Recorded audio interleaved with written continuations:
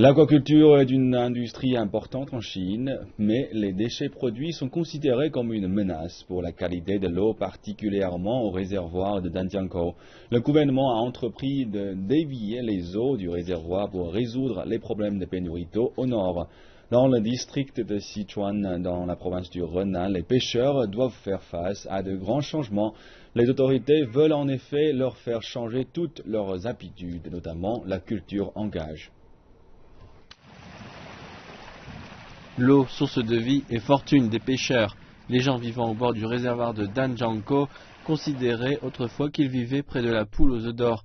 Han Shuangze était l'un des premiers à pratiquer la culture en cage, mais le réservoir est la cible du projet chinois d'adduction d'eau sud-nord. Résultat, il doit changer ses habitudes.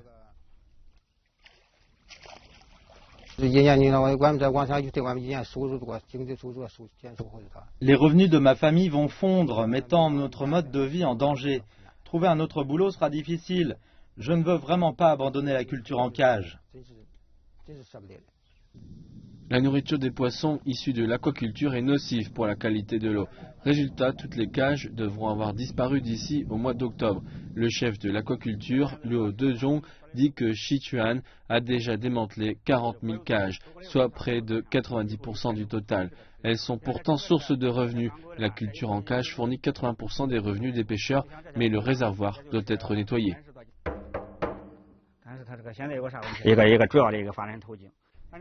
Le gouvernement encourage les pêcheurs à développer la culture en cage depuis les années 80.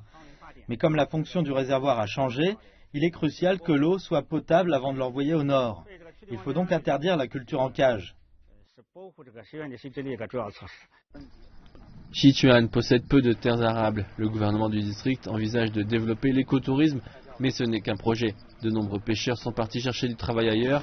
Cette option arrive trop tard pour Tang Fujun, 63 ans, et les choses ne vont pas s'améliorer une fois la déviation mise en place.